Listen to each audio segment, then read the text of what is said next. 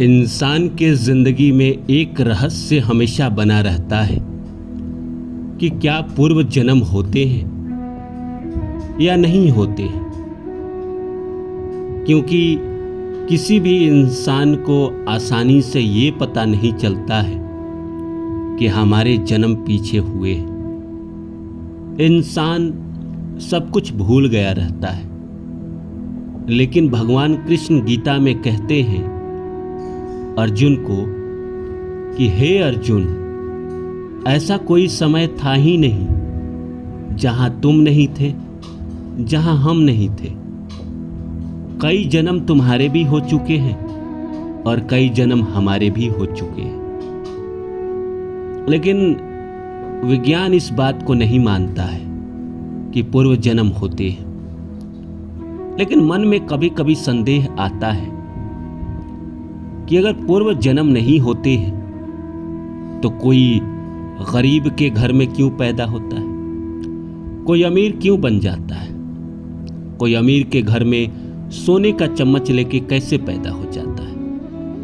आदमी सोचता है कि भाई अगर ये सब नहीं होता है तो दो दोस्त एक ही क्लास में पढ़ाई करते हैं और एक आईएएस ऑफिसर बन जाता है और दूसरे को ठेला लगाना पड़ता है रोजी रोटी चलाने के लिए, जबकि दोनों ही टैलेंटेड थे। एक आदमी जिंदगी में सब कुछ प्राप्त कर लेता है और एक आदमी जीवन में कुछ भी पाने के लिए घसीट रहा होता है, संघर्ष कर रहा होता है। अगर प्रारब्ध नहीं है, पीछे के जन्मों के कर्म नहीं है, तो सबको एक समान होना चाहिए, सबकी जिंदगी एक जैसी होनी चाहिए। जिसकी बात कार्ल मार्क्स करता है, सबके जीवन में वैसा ही होना चाहिए, एक समान। लेकिन एक समान तो है नहीं, दिखाई तो देता नहीं है। और जीवन में इंसान को ऐसी ऐसी तकलीफें आती है, ऐसे ऐसे दुख आते हैं कि इंसान समझ ही नहीं पाता है। किसी को प्यार आसानी से मिल जाती है, उससे शादी भी हो जाती है। किसी को प्यार मिलके खो जाता है, किसी को मिलता ही नहीं। किसी को धन आसानी से मिल जाता है, वो बड़े आसानी से Bill Gates, Elon Musk, Dhirubhai Ambani बन जाता है। और कोई पूरी जिंदगी घसीटते रह जाता है तो भी नहीं बन पाता है। तो ये क्या है? अगर पीछे के जन्म के कर्म नहीं है तो इंसान इतना दुखी क्यों है? इंसान की जिंदगी में परेशानी क्यों है? सच तो यही है कि हमारे जन्म होते हैं, हमारे प्रारब्ध के कर्म हैं और हम उसी का भोग भोग रहे हैं। जिसके जिंदगी में अच्छा हो रहा है वो जिंदगी का मजा ले रहा है, और जिसके जिंदगी में प्रारब्ध में बुरे कर्म हैं वो कहीं ना कहीं घसीट रहा है।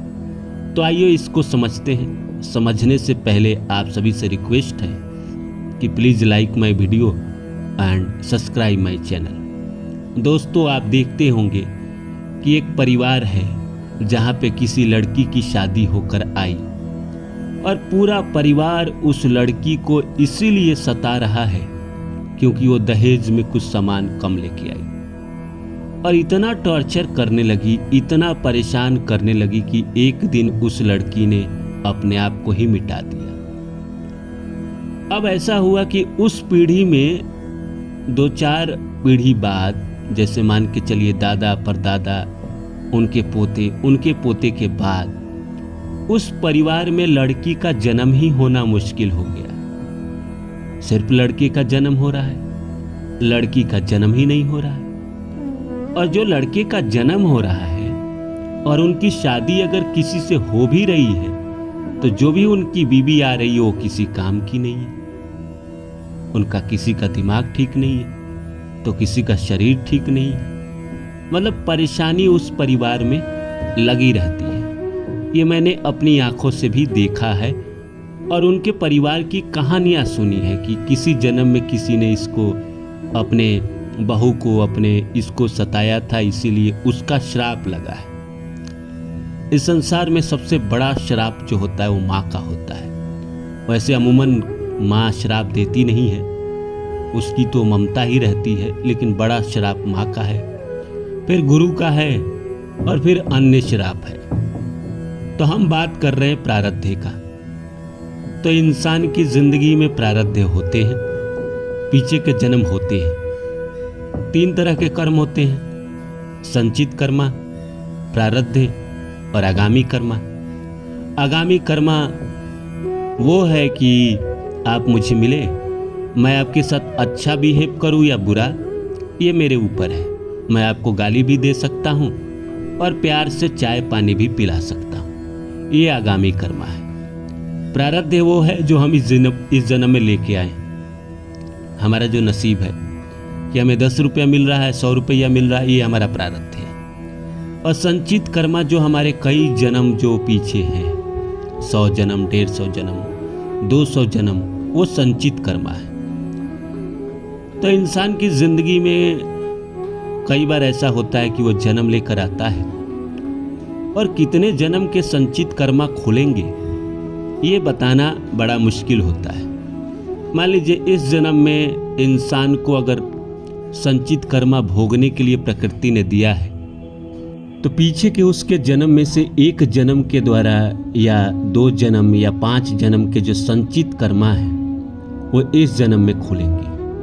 और उस 5 जन्म में क्या था या एक जन्म का जो संचित कर्मा खुला है उसमें क्या था, ये किसी को पता नहीं होता है।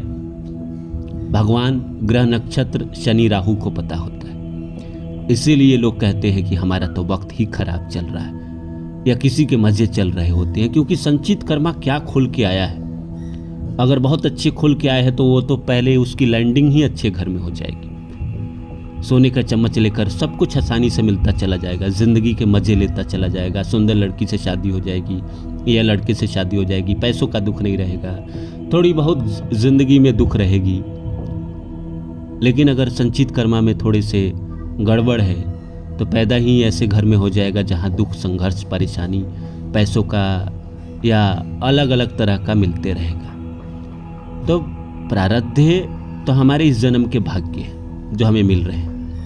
अच्छा मिल रहा है तो भी हमारा ये भाग्य है, और हमारी जिंदगी में कुछ बुरा हो रहा है तो भी हमारा भाग्य है। और इसको काटना ही होता है, हर इंसान को काटना ही होता है। जिनको लगता है कि वो तो अमीर है, उसके तो मजे हैं, अरे भाई वो भी आपकी तरह प्रारब्ध में किए गए पाप को काट के आया है और उसको समझ में आ गया था कि आगामी कर्म में मुझे बुरा कर्म नहीं बनाना है। इसीलिए लोग कहते हैं ना कि शांत बुद्धि रखनी चाहिए, हर किसी से अच्छे से बिहेव करना चाहिए, क्योंकि आगामी कर्म आप मुझसे मिले और आपने मुझे गाली दिया तो बुरे कर्म आपने जोड़ लिया, अब इसका फल किसी न किसी जन्म में निकलेगा। तो प्रारब्ध होते ही हैं, अगर नहीं होते तो आपकी और मेरी जिंदगी में परेशानी नहीं चल रही होती। हम भी जिंदगी में जो चाह रहे होते सब कुछ मिल रहा होता। हमारी भी जिंदगी में दुख इतने नहीं होते जितने आज है। हमारी भी जिंदगी में पैसों का दुख इतना नहीं होता जितना आज है। हमारी भी जिंदगी में रिलेशनशिप, हेल्थ वाइज इतना दुख नहीं होता जितना कि आज है, अगर पीछे के प्रारब्ध के अच्छे कर्म इस जीवन में खुले होते। ये तो 100% सही है कि भाई प्रारब्ध हमारा जो है वो कहीं ना कहीं पीछे के जन्मों के द्वारा ही बना है। पीछे के जन्म होते ही होते हैं, अगर नहीं होते तो कोई अमीर, कोई गरीब, कोई सुखी, कोई दुखी पैदा नहीं होता। इसीलिए पुनर्जन्म होते ही होते।